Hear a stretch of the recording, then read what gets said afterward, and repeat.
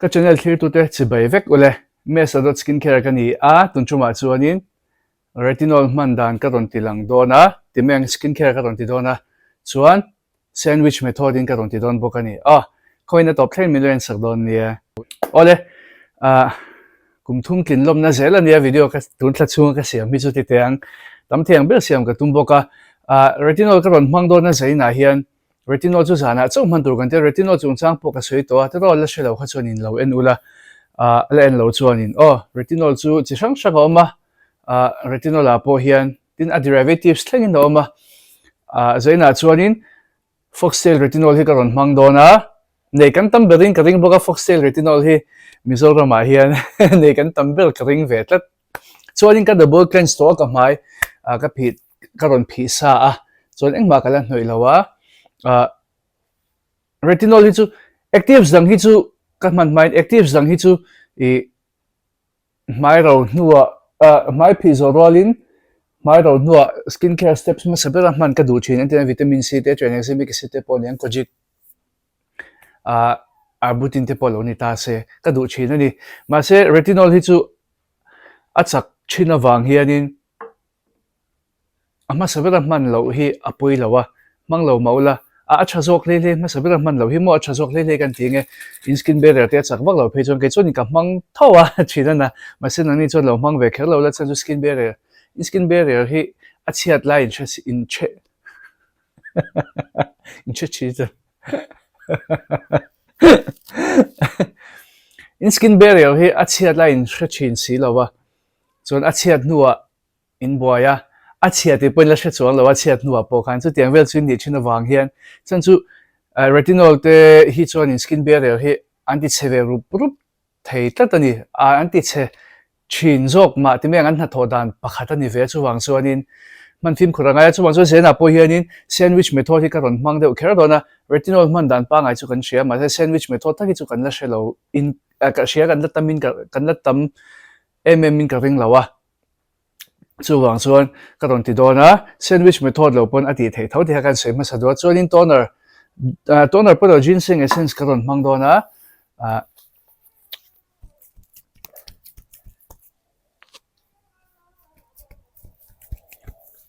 mau đâu được to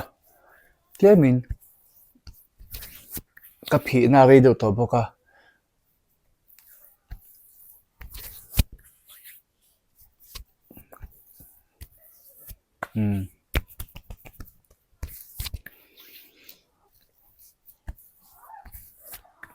chuan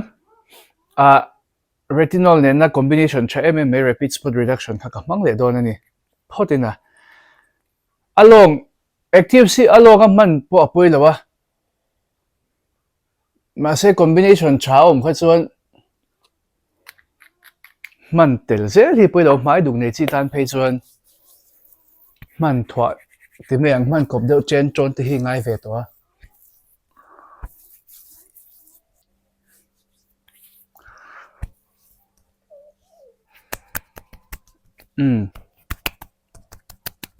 kan hoi zowa in sedel kan ha chungin eye cream ka mang dona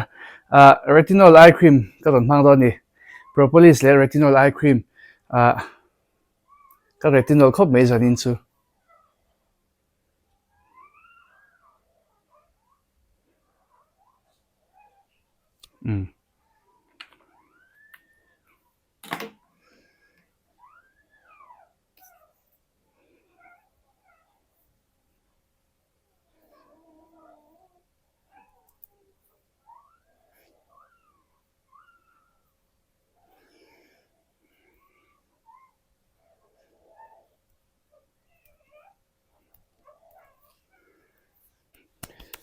ka mai lo ro le te deuh boka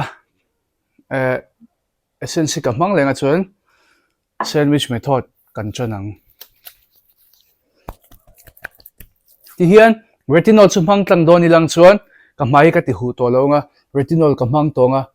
a chan chu active sani wang khan ka ti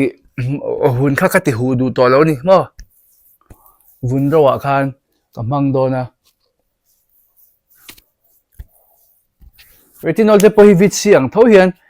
an oxidize ve thei thawa an che ve thei thawa ma se vit siang em chuan an che chaklo deuh zokin ka hria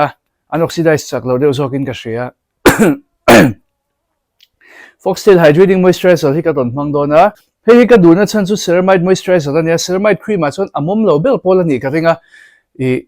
hey oily tan po retinol te ka lo man chuan vuna ti ro oily tan po man nom tok vel ani ka ringa khatiang chi tan kha chuan tin hmang thei nom nual ka ringa oily po chuang so a lightweight chu ti ro chuan sandwich method ka tan dona moisturizer ka ton hmanga omsia chuan sandwich method chu moisturizer ka ton hmanga retinol ka hmanga chuan moisturizer ka hmang le don ani sandwich trial don ni chu sandwich ngai na tan phei chuan atui ti chi tan phei chuan te teng ti la ei tur khalo lang chuin ka ringa mi thla chuanin I sandwich method kan ti don chuan product si man tamangai lawa he moisturizer po hi a base a kan hmang don na moisturizer man tamangai mi lawa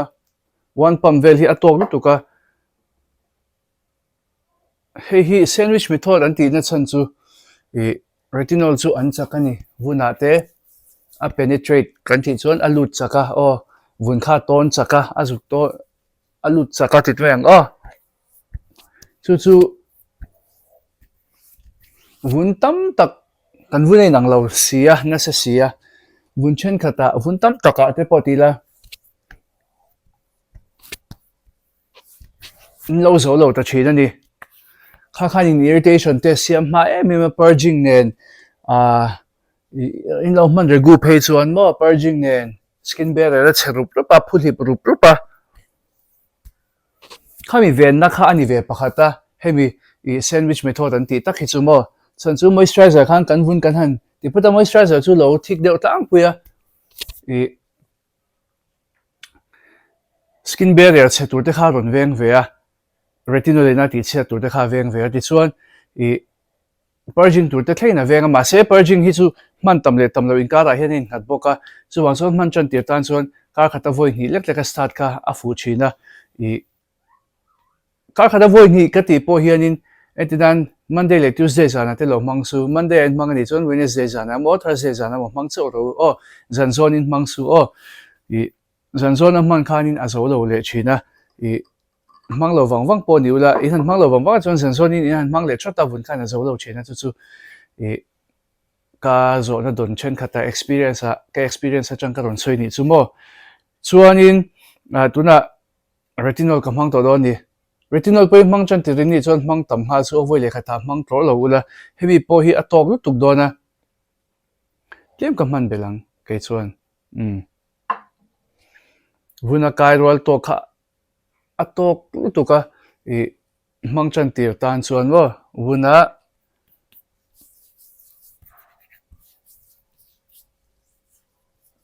ain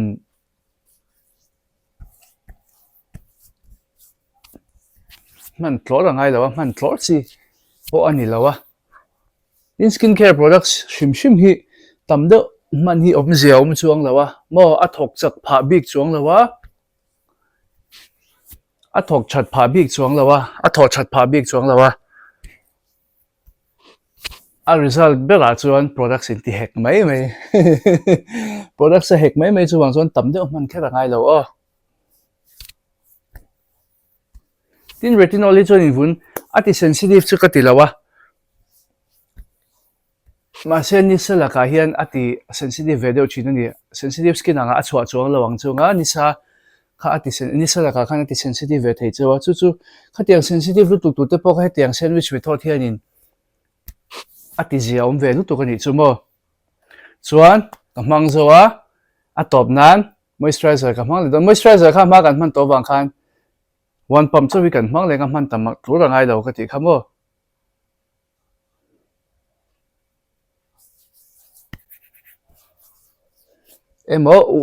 emo 2 pumps po kha poilo mai lai đâu nhất ni chuan one pump chu lo kem pal ta king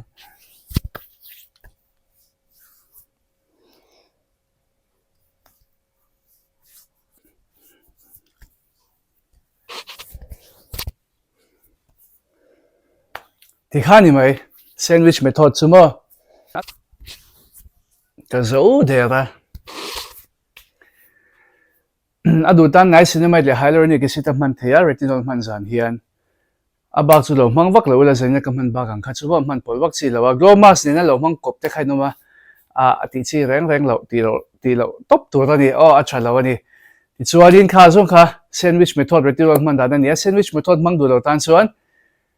retinol in direct kanga retinol la khan in direct kanga chuan atopa moisturizer in mang mai nga moisturizer retinol moisturizer ala khan mo retinol moisturizer chu khani maya chuan sandwich method ai lo ti ru chuan khatianga ka man dan khan in lo ti ve don ya asram chin mang ani puna poilo moisturizer chu khan in thlor mai anga mo chuan ordinary big a hen kan suinga ordinary retinol hi amom chu bang chuan facial oil ang dewa man po hi poilo ordinary retinol hi chu facial oil angin i moisturizer chunga te po ke relo te kha ko moisturizer khamo chu a ro de nuwa ordinary retinol khamangula achan chu mom tata retinol ordinary big hi chu wang chuan moisturizer chunga mangula poilo moisturizer ma in man chuan amom sia achunga moisturizer han man lekha ege adik mo du lu to ka timang I a hreom duwa chu wang chuan moisturizer chunga po mangula poi chuang lo chuan achunga moisturizer man no nangai to chuang lo ordinary kha chu chuan asiram chi atui ril chin lo mang ani pon tuna sandwich method khana thei vek thawa tin retinol hi chen khat phei chuan in moisturizer ten an mix ma sang he he boile khata manghal top lo khan along in mo ma se ke chuan in ka du chuang lo products he mix chop bang vel hi chu ka ngai na vak lo chu wang chuan khatianga lo man kha kuta mix hai chuan tian hnoya vuna lo in mix kha tha jok timeng he vuna han mix ni silo in mo hnoi thua kha apoi lo jok ani products mix products han mix hi chu kan mix roll tak tak thei chuang lawa chu wang chuan mix lo tu ta ni chuanin retinol in man zana chuan atuka sunscreen ngai poimo tur reapply po taimak tur achan chu soita ang khanin enge ti the kan che tawang te ro chu wang chuan sunscreen poimo lutuka in lo reapply thlap don nia dakar ni dana po poilo dakar thum dana po poilowa ina ompon voi ni veltal chin lo reapply don nia ole tun chu ma chuan khati song kha retinol man dan ka ron soi the te ka ron tilan the te ni se ka channel te lo log pui jo kho ita ke milo subscribe ka video te milo like ka milo share sak tuin ka som che video le pe ka gen mule chho don nia